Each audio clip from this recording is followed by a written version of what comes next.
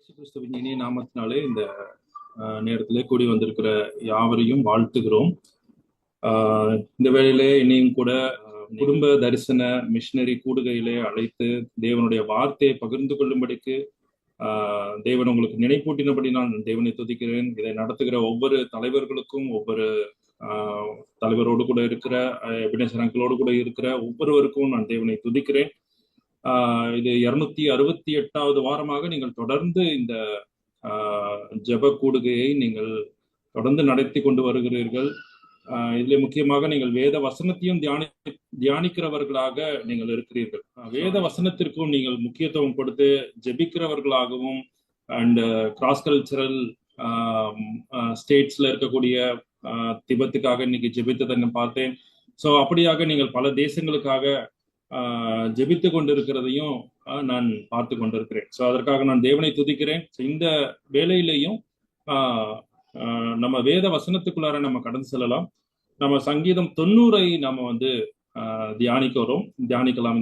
இந்த நேரத்துல 17 வசனங்கள் உடைய ஒரு சங்கீதம், ஒரு அவுட்லைனை நம்ம பார்க்க போகிறோம்.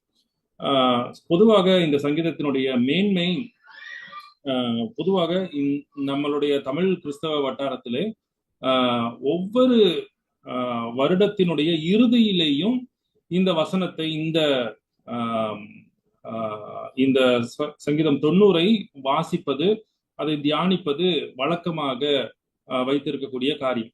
அப்படியாக நாங்களும் எங்க குடும்பத்திலே கடந்த வருடத்திலே நாங்க சர்ச்சுக்கு போக முடியாத ஒரு சூழ்நிலை. ஸோ அந்த நேரத்துல நாங்களே வீட்டுல சரி அப்படின்னு நாங்க வேதவசனத்தை தியானிக்கலாம், படிக்கலாம் அப்படின்னு எடுக்கும்போது சங்கீதம் 90 மைண்ட்ல வந்தது.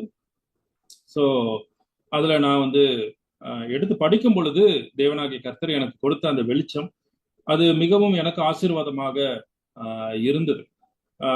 ஸோ அதை தான் நான் இந்த நேரத்துல உங்களுக்கு நான் பகிர்ந்து கொள்ள விரும்புகிறேன். இந்த சங்கீதம் நாம் அறிந்திருக்கிறபடி மோசேயினுடைய ஜெபம் அப்படின்றத நம்ம பார்க்கிறோம். ஸோ தேவனுடைய மனிதனாகிய மோசேயின் ஜெபம் அப்படின்றத நம்ம இந்த சங்கீதத்தினுடைய தலைப்பிலேயே கொடுக்கப்பட்டிருக்கிறத பார்க்கிறோம். ஸோ அநேக சங்கீதங்கள் எல்லாமே தாவீது எழுதினவைகள் கிடையாது. தாவீது ஒரு குறிப்பிட்ட சங்கீதங்களை எழுதியிருக்கிறார், மோசே எழுதியிருக்கிறார், சாலமோன் எழுதியிருக்கிறார், கோராகின் புத்திரர்கள் எழுதியிருக்கிறார்கள். ஸோ எசேக்கிய ராஜா எழுதியிருக்கிறார். ஸோ அநேகர் எழுதியிருக்கிறாங்க. ஆனா இந்த சங்கீதம் மோசே, தேவனுடைய மனிதனாகிய மோசேயினால் எழுதப்பட்ட ஒரு சங்கீதமாக இருக்கிறது. ஸோ இந்த சங்கீதத்தினுடைய இன்னொரு ஒரு அம்சம் என்னவென்றால், ஒரு ஒரு ஒரு ஹைலைட்டிங் பாயிண்ட் அப்படின்னு சொல்லலாம், அல்லது ஒரு முக்கியத்துவம் என்னவென்றால், இதிலே கிறிஸ்துவனுடைய சுவிசேஷம் மிக அழகாக இதிலே நேர்த்தியாக அமைக்கப்பட்டுள்ளது. ஸோ முழு வேத புத்தகமும் ஒரு சுவிசேஷ புத்தகம் என்று சொன்னால் அது மிகையாகாது. ஸோ முழு வேதாகமும் ஒரு சுவிசேஷ புத்தகம். நாம் ஃபுல் காஸ்பல் அப்படின்னு நம்ம சொல்லுவோம், பூரண சுவிசேஷம் அப்படின்னு சொல்லுவோம். ஸோ முழு புத்தகமும் ஒரு சுவிசேஷ புத்தகம் அப்படின்றதை நாம அறிந்திருக்க முடியும். அந்த முழு புத்தகத்தினுடைய அந்த சுவிசேஷத்தினுடைய அந்த காரியங்கள் இந்த வேத பகுதியில, இந்த சங்கீதம் 90 மிக அழகாக நேர்த்தியாக பரிசுத்த ஆவியானவர் ஒழுங்குபடுத்தி வைத்திருக்கிறார் அப்படின்றத என்னால நான் பார்க்க முடிந்தது. சுவிசேஷம் என்பது ஒரு செய்தி, அது நல்ல செய்தி. அந்த நல்ல செய்தி என்பது யாருக்கு அது நல்ல செய்தி அப்படின்ற அந்த காரியங்கள்லாம் நம்ம தியானிக்க வேண்டியது அவசியம். ஸோ ஏன் சுவிசேஷம் தேவை, யாருக்கு சுவிசேஷம் தேவை அப்படின்ற அந்த காரியங்கள்லாம் அதற்குள்ளாரே காணப்படுகிறதாக இருக்கு. இந்த வசனத்திற்குள்ளாரே இருக்கக்கூடிய அந்த சுவிசேஷத்தினுடைய அம்சங்கள் என்ன இருக்கு அப்படின்றத நம்ம இந்த நாள்ல நம்ம தியானிப்போம். ஸோ சங்கீதம் 90 யாராவது வாசிக்க முடியுமா இந்த நேரத்துல? சங்கீதம் 90, தேவனுடைய மனிதனாகிய மோசேயின் ஜெபம். ஆண்டவரே, தேவரீர் தலைமுறை தலைமுறையாக எங்களுக்கு அடைக்கலமானவர். பர்வதங்கள் தோன்றும் முன்னும் நீர் பூமியையும் உலகத்தையும் உருவாக்கும் முன்னும் நீரே அனாதியாய் என்றென்றைக்கும் தேவனாய் இருக்கிறீர். நீர் மனுஷரை நீர்த்துளியாக்கி மனுபுத்திரரே திருமுங்கள் என்கிறீர். உமது பார்வைக்கு 1000 வருஷம் நேற்று கழிந்த நாள் போலவும் ராச்சாமம் போலவும் இருக்கிறது. அவர்களை வெள்ளம் போல் வாரி கொண்டு போகிறீர். நித்திரைக்கு ஒத்திருக்கிறார்கள். காலையிலே முளைக்கிற புல்லுக்கு ஒப்பாயிருக்கிறார்கள். அது காலையிலே முளைத்து பூத்து மாலையிலே அறுப்புண்டு உலர்ந்து போகும். நாங்கள் உமது கோபத்தினால் அழிந்து உமது உக்கிரத்தினால் கலங்கி போகிறோம். எங்கள் அக்கிரமங்களை உமக்கு முன்பாகவும் எங்கள் அந்தரங்க பாவங்களை உமது முகத்தின் வெளிச்சத்திலும் நிறுத்தினீர். எங்கள் நாட்கள் எல்லாம் உமது கோபத்தால் போய்விட்டது. ஒரு கதையைப் போல் எங்கள் வருஷங்களை கழித்து போட்டோம். எங்கள் ஆயுசு நாட்கள் 70 வருஷம், பலத்தின் மிகுதியால் 80 வருஷமாய் இருந்தாலும் அதன் மேன்மையானது வருத்தமும் சஞ்சலமுமே. அதி சீக்கிரமாய் கடந்து போகிறது, நாங்களும் பறந்து போகிறோம். உமது கோபத்தின் வல்லமையையும் உமக்கு பயப்படத்தக்க விதமாய் உமது உக்கிரத்தையும் அறிந்து கொள்கிறவன் யார்? நாங்கள் ஞான இருதயம் உள்ளவர்களாகும்படி எங்கள் நாட்களை எண்ணும் அறிவை எங்களுக்கு போதித்தருளும்.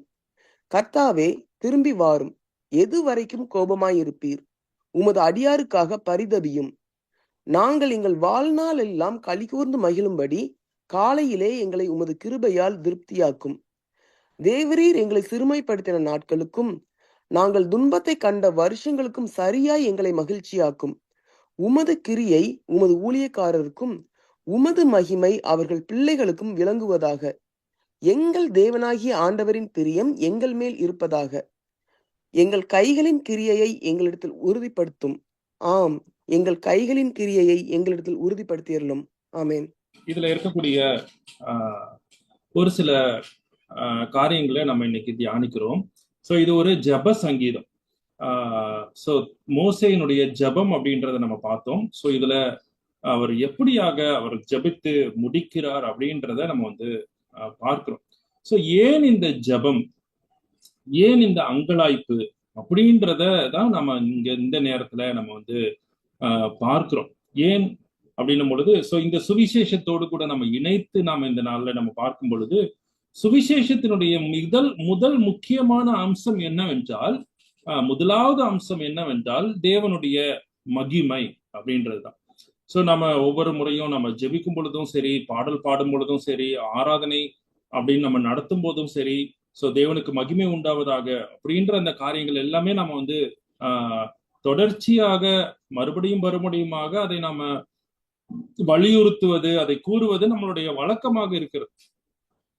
ஆனால் இதனுடைய பின்னணியம் என்ன அப்படின்றத நாம வந்து பார்க்க வேண்டும். ஸோ இந்த வசனங்கள்ல முதல் 2 வசனங்கள்லயும் நாம தேவனுடைய மகிமை என்பது எப்படியாக இருக்குது அப்படின்றத நம்ம வந்து பார்க்கலாம். ஆண்டவரே, தேவனே, நீர் தலைமுறையாக எங்களுக்கு அடைக்கலமானவர். மலைகள் தோன்றும் முன்னும் நீர் பூமியையும் உலகத்தையும் உருவாக்கும் முன்னும் நீரே அனாதியாய் என்றென்றைக்கும் தேவனாக இருக்கிறீர். சோ இந்த இடத்துல நம்ம தேவனை குறித்து பார்க்கிறோம். தேவன் எப்படிப்பட்டவராக இருக்கிறார், அவருடைய மகிமை எப்படிப்பட்டதாக இருக்கிறது. அவர் அவர் அவர் அவர் எதுவுமே இல்லாததுக்கு முன்னும் அவர் தான் என்னென்றைக்குமே இருக்கிறாரு அப்படின்றத நம்ம பார்க்கிறோம். மலைகள் தோன்றும் முன்னும் நீர் பூமியையும் உலகத்தையும் உருவாக்கும் முன்னும் நீரே அனாதியாய் சோ இட்டர்னிட்டியாக, நித்திய காலமாக, என்றென்றைக்கும் தேவனாக இருக்கிறீர். சோ ஒரு காட் த பர்சனாக, ஒரு தேவனாக அவர் வந்து காணப்படுகிறவராக இருக்கிறார். பிதாவாகிய தேவன், குமாரனாகிய தேவன், பரிசுத்தாவியானவராகிய தேவன், இந்த திருத்துவ தேவன் அவர் வந்து நித்திய காலமாக, எதுவுமே இல்லாத காலகட்டத்திலேயும் அவர் வந்து என்றென்றைக்கும் இருக்கிறவராக இருக்கிறார். சோ தேவனே, நீரே தலைமுறையாக எங்களுக்கு அடைக்கலமானவர். சோ இதை இங்கிலீஷ்ல நீங்க படிச்சீங்கன்னாக்கா, you have been our home. அதாவது அடைக்கலமானவர் அப்படின்னு நம்ம படிக்கும் பொழுது ஒரு மனிதன் தஞ்சம் புகக்கூடிய இடம் அப்படின்றத நம்ம வந்து பார்க்கிறோம். அதாவது ஆபத்து நேரத்திலே தஞ்சம் புகக்கூடிய ஒரு இடம் அப்படின்ற விதமாக நம்ம ஒருவேளை பார்க்கலாம். ஆனா ஆங்கிலத்திலே ஒரு டிரான்ஸ்லேஷன்ல, NLT அப்படின்ற டிரான்ஸ்லேஷன்ல, யூ ஆர் அவர் ஹோம், நீங்க தான் எங்களுடைய வீடு. சோ எங்களுக்கு வீடுன்னு ஒண்ணுமே கிடையாது, எங்களுக்கு வீடே நீங்க தான். சோ அப்படின்னு அங்க தேவனுடைய மகிமையை குறித்து நாம வந்து பார்க்கிறோம். சோ இது வந்து தேவனை குறித்ததான காரியம். அவர் என்றென்றைக்குமாக இருக்கிறவர். அவர் எதுவுமே இல்லாத காலகட்டங்களுக்கு முன்பதாக அவர் நித்திய காலகட்டமாக, இட்டர்னிட்டி பாஸ்ட் அப்படின்னு சொல்லுவோம், கடந்த நித்திய காலகட்டத்திலேயும் அவர் என்றென்றைக்கும் தேவனாக இருக்கிறார் அப்படின்றத நம்ம வந்து சத்தியத்திலேயே நம்ம வந்து பார்க்கிறோம். இரண்டாவது காரியத்துல நம்ம வந்து பார்க்கிறோம். சோ மனிதன் தேவன் இப்படியாக இருக்கிறார்.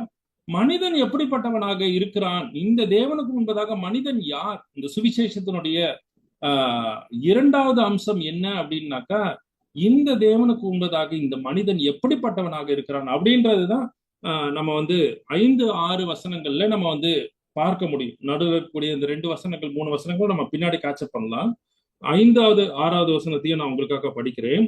அவர்கள் வெள்ளம் போல, அவர்கள் அப்படின்னும் பொழுது யாரை குறித்து சொல்லப்பட்டிருக்கிறதுனாக்கா நம்மளை குறித்து தான், மனிதர்களாகிய மனித ஜாதியாகிய நம்மை குறித்து என்ன சொல்லப்பட்டிருக்கிறது? அவர்கள் வெள்ளம் போல் அடித்து கொண்டு போகிறீர், அவர்களை வெள்ளம் போல் அடித்து கொண்டு போகிறீர், தூக்கத்திற்கு ஒப்பாக இருக்கிறார்கள். சோ அது எப்படியா போட்டிருக்குனாக்கா, காலையில் முளைக்கிற புல்லுக்கு ஒப்பாக இருக்கிறார்கள். அது என்ன ஆகும்? மாலையில மடிஞ்சு போயிடும். அது காலையில எங்க வீட்டுக்கு வெளியே ஒரு ஃப்ளவர், அழகா அந்த ப்ளூ கலர் ஃப்ளவர் காலையில வரும், ஈவினிங் ஒரு 3 மணிக்கு அது இல்லாம போயிடும் அந்த. சோ அது மாதிரிதான். சோ காலையில முளைக்கிற புல்லுக்கு ஒப்பாக இருக்கிறார்கள். அது காலையிலே முளைத்து பூத்து மாலையிலே அறுப்புண்டு உலர்ந்து போகும். சோ இதுதான் மனுஷனுடைய நிலைமை. நல்லா கவனிச்சுக்கோங்க. தேவன் என்றென்றைக்குமாக இருக்கிறார். அவர் வந்து இம்மார்டல் காடாக அவர் என்றென்றைக்குமாக இருக்கிறார். இவர்தான் தேவன். ஆனா மனிதனோ எப்படிப்பட்டவனாக இருக்கிறான் அப்படின்னாக்கா, அவனுடைய வாழ்நாட்கள் எல்லாம் அது நம்ம பின்னாடி நம்ம பார்க்க முடியும். சஞ்சலம், வருத்தமும் சஞ்சலமுமான, இப்போ நம்ம இருக்கிற மாதிரி தெரியும். ஆனா திடீர்னு பார்த்தோம் அப்படின்னாக்கா அவரு இறந்துட்டாரு அப்படின்ற காரியத்தை நம்ம வந்து ஒருவேளை நம்ம ஒரு சிலர் குறித்து நம்ம கேள்விப்படுவோம். அவரா இறந்துட்டாரா அப்படின்ற விதமாக, நல்லா தானே இருந்தாரு அப்படின்ற விதமாக. சோ மனிதனுடைய வாழ்க்கை என்பது அது வந்து ஜஸ்ட் லைக் தட். அது வந்து இன்னுமா விவரித்து நம்ம இதை பார்க்கிறோம். 4வது வசனத்துல நம்ம பார்க்கும்போது, உமது பார்வைக்கு 1000 வருடங்கள் நேற்று கழிந்த நாள் போலவும் இரவு வேலை போலவும் இருக்கிறது. தேவனுக்கு தேவனையும் மனிதனையும் ஒப்பிட்டு பார்க்கும் பொழுது எப்படியா இருக்குதாமா? சோ தேவனுக்கு வந்து மனிதனுடைய வாழ்நாட்கள் வந்து எப்படியா இருக்குது அப்படின்னாக்கா, 1000 உமது பார்வைக்கு 1000 வருடங்கள் நேற்று கழிந்த நாட்கள் போலவும் இரவு வேலையை போலவும் இருக்கு. ஒரு நைட்டு தூங்கி எழுந்திருச்சது போலதான் இருக்குது தேவனுக்கு வந்து இருக்கக்கூடிய 1000 வருடங்கள். So this is the comparison between God and man. So தேவனுக்கு முன்னாடி மனுஷனுடைய நிலைமை அப்படின்றது எந்த அளவுக்கு வந்து நிர்கதியாக இருக்கிறது, பரிதாபகரமாக இருக்கிறது அப்படின்றத நம்ம பார்க்கிறோம். சோ தேவன் நித்தியமானவராக இருக்கிறார், அழிவே இல்லாதவராக இருக்கிறார், அவர் என்றென்றைக்கும் தேவனாக இருக்கிறார். மனிதன் நாம் அழிந்து போகிறவர்களாக இருக்கிறோம்.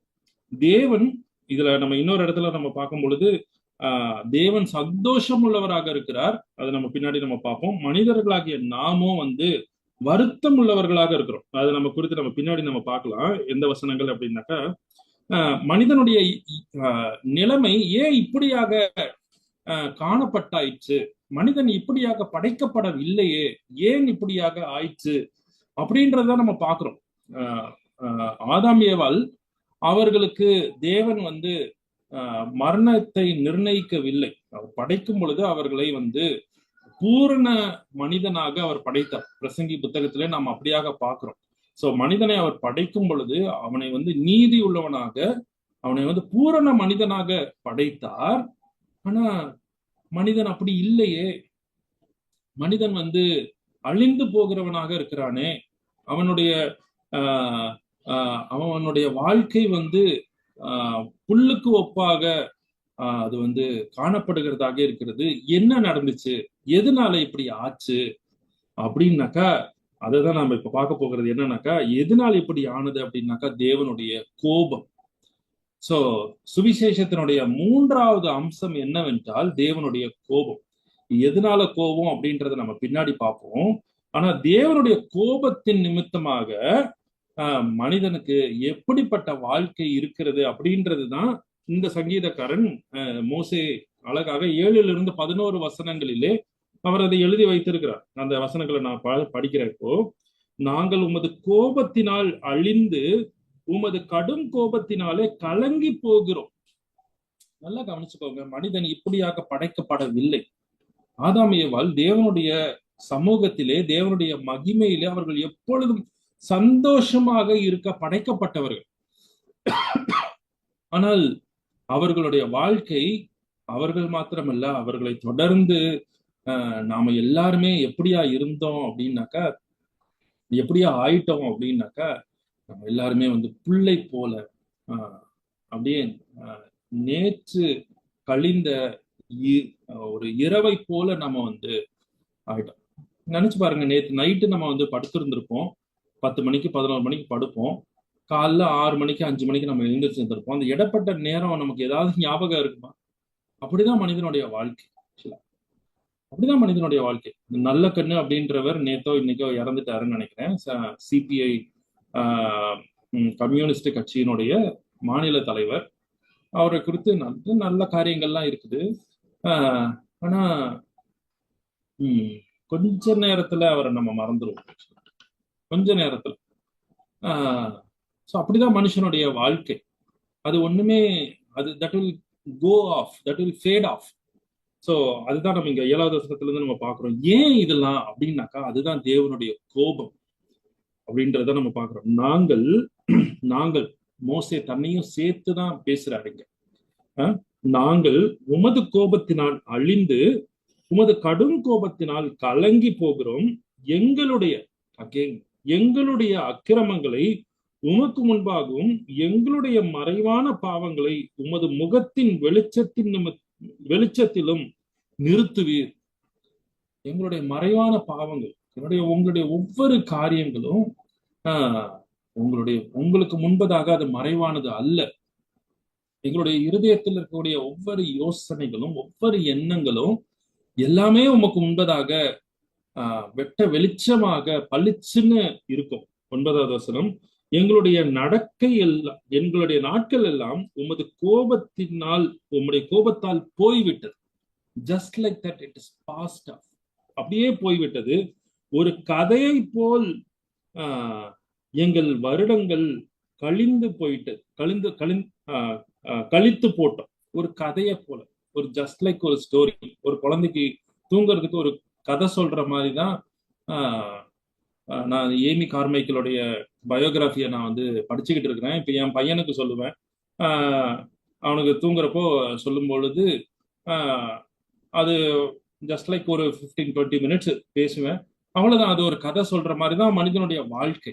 ஏன் அப்படின்னாக்கா, உங்களுடைய கோபம், கடும் கோபம். சோ கதையை போல் எங்களுடைய வருடங்களை கழித்து போட்டோம். எங்களுடைய ஆயுசு நாட்கள் 70 வருடங்கள். பலத்தின் மிகுதியால் 80 வருடங்கள் இருந்தாலும் அதனுடைய மேன்மையானது வருத்தமும் சஞ்சலமும். அது சீக்கிரமாக கடந்து போகிறது, நாங்களும் பறந்து போகிறோம். சோ இதுதான் மனிதனுடைய வாழ்க்கை. மோசே போன்ற தேவனுடைய மனிதனாக இருந்தாலும் இந்த பூமியில இருக்கக்கூடிய மிக மோசமான பாவி என்று சொல்லப்படுகிறவனாக இருந்தாலும், யாரா இருந்தாலும், இதுதான் மனுஷனுடைய நிலைமை. எதனால இந்த தேவனுடைய கோபம் அப்படின்றத நம்ம இந்த நேரத்துல நம்ம பார்க்கிறோம். உமது கோபத்தின் வல்லமையும், உமது 11வது வசனத்தை நான் படிக்கிறேன். உமது கோபத்தின் வல்லமையும் உமக்கு பயப்படக்கூடிய விதமாக உமது கடுங்கோபத்தையும் அறிந்து கொள்ளுகிறவன் யார்? ஏன் இந்த கோபம்? ஏன் இந்த காரியம்? இதை அறிந்து கொள்ளுகிறவன் யார்?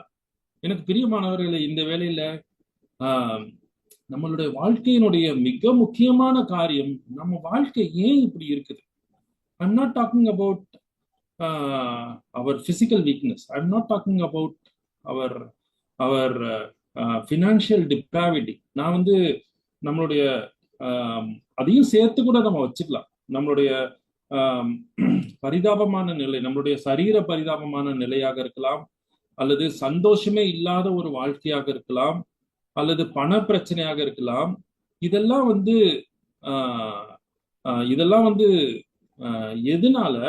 ஆனா அடிப்படையில உண்மையான பிரச்சனை என்னன்னாக்கா, இந்த கடும் கோபம் நம்மளை எங்க அழைத்து கொண்டு போகிறது அப்படின்னாக்கா, அந்த பலத்தின் மிகுதியினால் 80 வருடம் அப்படின்னு சொன்னாலும் அந்த வருத்தமும் சஞ்சலமும் தான். அந்த வருத்தமும் சஞ்சலமும் இந்த பூமியோட முடிஞ்சிடுறது கிடையாது.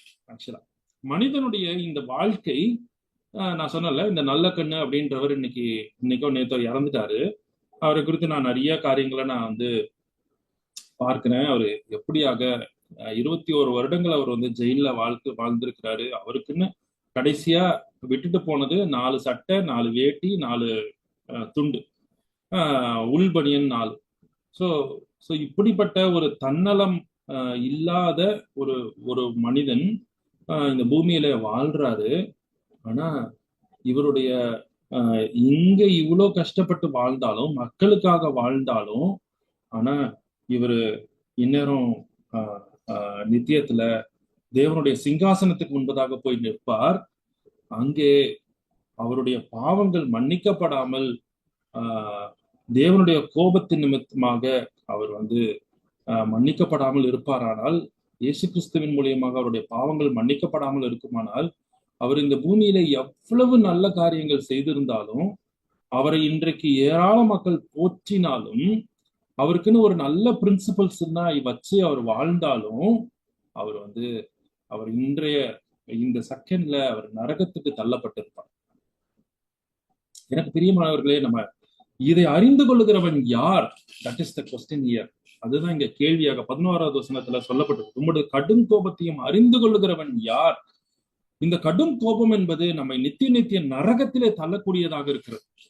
நமக்கு இதெல்லாம் ஏன், எதனால அப்படின்றதுதான் கேள்வி. அதே 3வது வசனத்துல நீங்க படிச்சீங்கன்னாக்கா, நீர் மனிதர்களை தூளாக்கி, உங்களுடைய டிரான்ஸ்லேஷன்ல வேற ஏதோ ஒண்ணு போட்டிருந்துச்சு, நீர் துளியாக்கின்றதுன்னு நினைக்கிறேன், ஏதோ சம்திங் போட்டிருந்தது. நீர் மனிதர்களை தூளாக்கி, அதாவது அவர்கள் வந்து உம்முடைய கோபத்தினால அவர்களை வந்து நீங்க வந்து கிரஷ் பண்ணிடுறீங்க. கரும்பு மிஷினுக்குள்ளார விட்டு புளிஞ்சு எடுத்து அந்த சக்கை எப்படி இருக்கும், அந்த மாதிரிதான் மனுஷன் இப்ப நம்ம இருக்கிறோம். அதுதான் சொல்லப்பட்டிருக்கு. நீர் மனிதர்களை தூளாக்கி மனித சந்ததிகளை திரும்புங்கள் என்கிறீர். எங்க திரும்புறது? இதை அறிந்து கொள்ளுகிறவன் யார்? இதை புரிந்து கொள்ளுகிறவன் யார்? நீங்க 12வது வசனத்தை நீங்க படிச்சீங்கன்னாக்கா, இத கதறலோடு கூட அவர் வந்து கேட்கிறார். நாங்கள் ஞான இருதயம் உள்ளவர்கள் ஆகும்படி எங்களுடைய நாட்களை என்னும் அறிவை எங்களுக்கு போதித்தருளும் என்கிறார். எங்களுக்கு டீச்சர்ஸ் லார்ட், எங்களுக்கு இது புரியல. இதை அறிந்து கொள்ளுகிறவன் யார்? தேவனுடைய கோபம் அது மனிதர்களை எங்கே தள்ளி கொண்டு போகிறது? இந்த பூமியில பிறந்த ஒவ்வொரு மனிதனுடைய ஒவ்வொரு சிறு குழந்தையின் மேலையும் தேவனுடைய கோபமாகிய அந்த கத்தி தொங்கிக் கொண்டிருக்கு. இதை அறிந்து கொள்ளுகிறவன் யார் அப்படின்றதுதான் 11வது வசனத்தினுடைய அங்கலாய். நீங்க அதை வந்து மோசே எழுதும் போது அதை எப்படி எழுதியிருப்பாரு நீங்க கொஞ்சம் யோசிச்சு பாருங்க. அப்படியே மார்புல அடிச்சு கொண்டு, இவ்வளவு பெரிய பயங்கரமான எரி நரகத்திற்குள்ளாரே நாங்கள் போய்கொண்டிருக்கிறோம், இதை அறிந்து கொள்ளுகிறவன் யார்? யாருக்கு இது தெரியும்? இதுதான் அங்கலாய், மோசையினுடைய அங்கலாய். சோ இந்த அங்கலாய்ப்போடு கூட தான் 12வது வசனத்துல சொல்றாரு, இந்த அறிவை எங்களுக்கு போதித்தரும். எனக்கு பிரியமானவர்களே, நான் ஒவ்வொரு முறைன்னு சொல்ல முடியாது, அநேக முறை நான் கேப்ல டிராவல் பண்ணும் பொழுதெல்லாம் சுவிசேஷம் சொல்லுவது வழக்கம். அப்போ நான் வந்து அவர்களுக்கு சொல்லும் பொழுது நான் ஒரு கேள்வியை கேட்பேன். நீங்க உங்க வாழ்க்கையிலேயே வந்து இது ஒண்ணு இருந்தா போதும், வேற எது இருக்குதோ இல்லையோ, இது ஒண்ணு மட்டும் இருந்தா போதும் அப்படின்னா அது எது வேணும்னு நீங்க நினைப்பீங்க அப்படின்னாக்கா, கடன் இல்லாத வாழ்வு, பிரச்சனை இல்லாத வாழ்வு, நல்ல ஒரு பிசினஸ், நல்ல ஒரு ஃபேமிலி, இததான் மக்கள் கேட்பாங்க. யாருக்குமே வந்து நித்தியத்தை சிந்திக்கக்கூடிய அறிவுன்றதே கிடையாது. உம்முடைய கடும் கோபத்தை குறித்து அறிந்தவன் யார் அப்படின்ற அந்த காரியம் யாருக்குமே கிடையாது.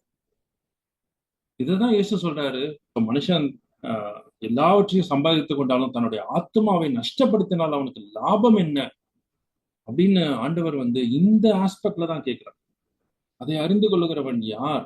அதனால என்ன லாபம்? நித்தியத்திலே கொண்டு போய் அங்கே எரி நரகத்திலே மன்னிக்கப்படாதவர்களாக, இயேசு கிறிஸ்துவனுடைய ரத்தத்தினாலே மன்னிக்கப்படாதவர்களாக, இந்த சுவிசேஷத்தை அறியாதவர்களாக நாம வந்து மரிப்போமானால் அதனால என்ன லாபம்? பிரியமானவர்களே, ஏன் கடும் கோபம்? ஏன் தேவனுடைய கோபம் இப்படியாக இருக்கிறது அப்படின்றத நான் ஷார்ட்டா ஒரு 5 minutesல நான் சுவிசேஷத்தை நான் சொல்லி நான் முடிச்சிடுறேன். நாம் வந்து தேவனுடைய மகிமைக்காக உண்டாக்கப்பட்டிருக்கிறோம் அப்படின்றதுதான் வேதாகமத்தினுடைய சத்தியம். நாம் அவருடைய மகிமைக்காக உண்டாக்கப்பட்டிருக்கோம். விச் மீன்ஸ் அப்படின்னா என்ன அர்த்தம் அப்படின்னா, அந்த படைத்த தேவனுடைய மகிமையிலே சந்தோஷமாக இருப்பதற்காக நம்ம படைக்கப்பட்டிருக்கோம்.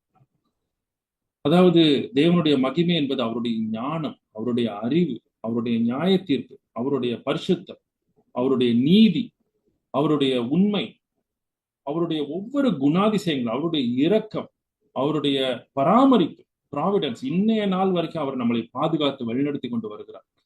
சோ இப்படிப்பட்ட ஒரு தேவனை நாம வந்து படைத்தவராக நாம கொண்டிருக்கிறோம்.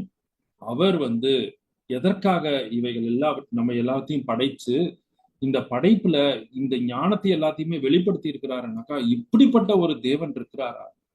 இவ்வளவு ஞானமுள்ள, இவ்வளவு பரிசுத்தமுள்ள, இவ்வளவு நீதியுள்ள ஒரு தேவன் இருக்கிறாரா அப்படின்றதை படைப்புகளிலேயே நம்மளால பார்த்து புரிந்து கொள்ள முடியும். அப்படின்ற விதமாக அவர் அதை படைத்திருக்கிறார். ரோமர் 1வது அதிகாரம் அதை குறித்து படிக்க முடியும். ஒரு சாக்கு போக்கு சொல்ல முடியாது அப்படின்னு சொல்லப்பட்டிருக்கிறது. சோ எல்லாமே படைப்புகள்ல இருக்கிறது. ஆனால் நாமும் படைத்த தேவனை விட்டுவிட்டு படைக்கப்பட்டவைகளை நாம தேடிக்கொண்டிருக்கோம். எரேமியா 2வது அதிகாரம் 3வது வசனம் படிச்சீங்கன்னாக்கா சொல்லுவாரு, ஆண்டவர் சொல்றாரு, என் ஜனங்கள் 2 தீமைகளை செய்தார்கள். என்ன அப்படின்னாக்கா, ஜீவ தண்ணீர் ஊற்றாகிய எண்ணெய் விட்டு விட்டாங்க. ஆனா வெடிப்புள்ள தொட்டிகளாகிய இந்த உலகத்தை அவர்கள் தெரிந்து கொண்டார்கள். ஆதாம் ஏவாள் செஞ்ச அதே தப்புதான். அந்த பாவம் அங்கதான் ஸ்டார்ட் ஆச்சு. அதற்கு முன்பதாக அவர்கள் நித்திய காலமாக தேவனுடைய சந்தோஷத்திலே வாழ அழைக்கப்பட்டவர்கள். ஆனால் ஏன் இந்த வருத்தமும் சஞ்சலமும்? ஏன் இந்த பலத்தின் மிகுதியினால் 80 வருஷம் வாழ்ந்தாலும் அது வருத்தமும் சஞ்சலமும்? அதை தொடர்ந்து நித்திய காலமாக தேவனுடைய கோபம், எரி நரகம். ஏன் அப்படின்னாக்கா, தேவனுடைய மகிமையில சந்தோஷம் கொள்வதை விட்டுவிட்டு அவர்கள் வந்து இந்த உலகத்தினுடைய பொருளை அவர்கள் வந்து சந்தோஷமாக எண்ணிக்கொண்டார்கள். அதுதான் ஆதியாகமம் 3வது அதிகாரம் 6வது வசனத்தினுடைய சத்தியம். ஒரு வேத பண்டிதர் இப்படியாக சொல்லுகிறார், ஆதியாகமம் 3வது அதிகாரத்தை ஒரு மனிதன் புரிந்து கொள்ளாமல் ஒரு மனுஷனும் ரட்சிக்கப்படவே முடியாது. ஒரு மனுஷனும் ரட்சிக்கப்படவே முடியாது. அதே மாதிரி 10 கட்டளையினுடைய 10வது கட்டளைய சொல்றாரு, நீ வந்து அடுத்தவனுடைய பொருளையாவது, மனைவியாவது, எருதையாவது, எத காரியத்தில் இச்சையாது இருப்பாயாக. இச்சை. இன்னைக்கு நாம வந்து நம்மளுடைய ஆசை எதன் மேல இருக்கிறது? தேவன் மேலையா அல்லது இந்த உலகத்தின் மேலையா? இந்த உலகத்துக்காக நாம தேவனை தேடுகிறோமா அல்லது தேவனுக்காக தேவனை தேடுகிறோமா? தேவன் படைத்தவர், அவர் நீதிபரர், அவர் பரிசுத்தம் உள்ளவர். அவர் தான் எனக்கு இந்த நாள் வரைக்கும் அவர் என்னை படைத்து ஆளுகை செய்து பராமரித்து போஷித்து கொண்டு வருகிறார். நான் எப்பொழுதும் சொல்லுகிற காரியம், கொரோனா டைம்ல ஆக்சிஜன் வந்து 1 மணி நேரத்துக்கு 2000 ரூபாய் வித்தது.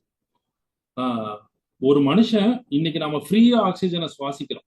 ஒரு மனுஷன் 80 வருஷத்துக்கு ஆக்சிஜன் அவன் வந்து காசு கொடுத்து வாங்கணும் அப்படின்னாக்கா 800 கோடி ரூபாய் காசு கொடுத்து வாங்கணும். அதை அவர் இலவசமாக நமக்கு தருகிறார். எல்லா பராமரிப்பு எல்லாமே அவருடையது. ஆனால் அவரை நாம் தேடுகிறது இல்லை, அவரை நாம் நேசிக்கிறது இல்லை.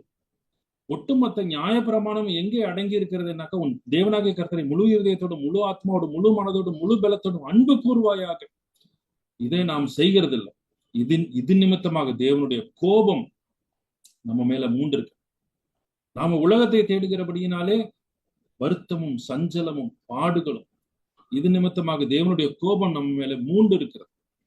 நீங்க சங்கீதம் 7வது அதிகாரம் 11வது வசனம் நீங்க பாத்தீங்கன்னாக்கா, பாவியின் மேல் தினம் சினம் கொள்ளுகிற தேவன் அப்படின்றத நம்ம பார்க்கணும். சோ யாரு பாவி? எல்லாரும் பாவம் செய்தோம். எல்லாரும் பாவம் செய்து தேவனுடைய மகிமை இழந்து போயிட்டோம், எல்லாருமே. ஆனா பரிகாரி யாரு? இதுக்கு என்ன பரிகாரம் அப்படின்னா இயேசு கிறிஸ்து. இயேசு கிறிஸ்து மூலியமாக தான் ஒரு மனிதன் தன்னுடைய பாவத்தினுடைய தண்டனையையும் தேவனுக்கு முன்பதாக வந்து நிற்கத்தக்கதான நீதியையும் பெற்றுக்கொள்வதற்கு பிதாவாகிய தேவன் ஏற்படுத்தின ஒரே ப்ரொவிஷன் யாருன்னா இயேசு கிறிஸ்து. அவர் மூலியமாகத்தான் நாம வந்து இந்த தேவனுக்கு முன்பதாக வந்து நிற்க முடியும். சோ இந்த அடிப்படையில தான் 13வது வசனத்திலிருந்து நீங்க எடுத்து படிச்சு பாத்தீங்கன்னாக்கா தெரியாவே, திரும்பி வரும் எது வரைக்கும் கோபமாக இருப்பீர், உமது அடியார்களுக்காக பரிதவியும். சோ இதெல்லாம் எப்படி வந்து பிதாவின் இடத்துல வந்து கேட்க முடியும்னா இயேசு கிறிஸ்துவின் மூலமாக மாத்திரம்தான். இயேசு கிறிஸ்துவின் மூலமாக மாத்திரம்தான் நமக்கு மன்னிப்பு அப்படின்றது சாத்தியம்.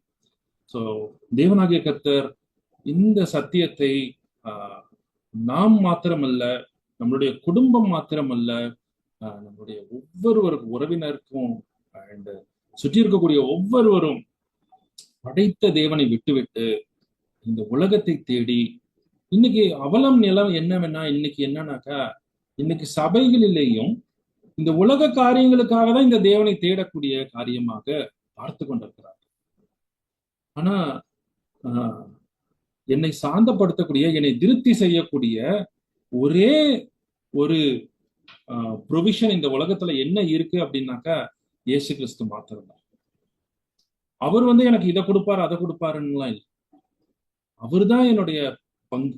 ஆக்சுவலா இதனுடைய கன்க்ளூஷன் நான் வந்து எங்கேயோ எழுதி வச்சேன். என்னன்னாக்கா, இயேசுவே என்னுடைய ஞானம், இதை அறிந்து கொள்ளக்கூடிய ஞானத்தை எங்களுக்கு தாரும் அப்படின்னு சொல்லும் பொழுது இயேசுதான் அந்த ஞானத்தை தரார். ரெண்டாவது, இயேசுவே என்னுடைய சந்தோஷம். வருத்தமும் சஞ்சலமா இருக்கிறோம். ஆனா சமாரியா பெண் இடத்துல ஆண்டவர் வந்து சொல்லும் பொழுது, உன்னிடத்துல பேசுகிறவர் யாரு அப்படின்னும், பிதாவாகிய தேவனுடைய ஈவையும் நீ அறிந்திருப்பாயானால், கிஃப்ட் அறிந்திருப்பாயானால், நீதான் என்னிடத்துல வந்து தண்ணியை கொடுங்கன்னு கேட்டிருந்திருப்ப அப்படின்னு சொல்ற. பிதாவினுடைய கிஃப்ட் என்ன? நம்ம சந்தோஷமாக இருப்பதற்கு இயேசு கிறிஸ்துவோடு இருக்கக்கூடிய அந்த உறவு, இந்த அன்பின் உறவு, அது மாத்திரமல்ல, இயேசுவே என்னுடைய வீடு, அவர்தான் என்னுடைய அடைக்கலம். அதுதான் முதலாவது வசனம் சொல்லப்பட்டிருக்கிறது. அவர்தான் என்னுடைய வீடு. அவர்கிட்ட எனக்கு வீடு வேணும்னு கேட்கறதுக்காக இயேசு இந்த பூமிக்கு வரல. நல்லா தெரிஞ்சுக்கோ, இயேசுதான் என்னுடைய வீடு, அவர்தான் என்னுடைய அடைக்கலம். சோ இந்த நிலைமைக்கு ஒரு மனிதனை கொண்டு வருகிறது தான் சுவிசேஷம். எனக்கு பிரியமானவர்களே, இந்த நாட்களிலே ஒருவேளை இது உங்களுக்கு ஏற்றுக்கொள்ள கூடாததாக கூட இருக்கலாம். ஆனா இதுதான் சத்தியம். தேவனாகிய கர்த்தர் தாமே இந்த நேரத்துல நமக்கு இப்பேற்பட்டதான சத்தியத்தை ஆழமாக இதயத்துல உணர்ந்து தேவனை ட்ரெஷராக பார்க்கிறது, சந்தோஷமாக பார்க்கிறது. அப்பேற்பட்டதான சுத்த சுவிசேஷத்துக்கு நேராக தேவன் ஒவ்வொருவரையும் நடத்துவாராக.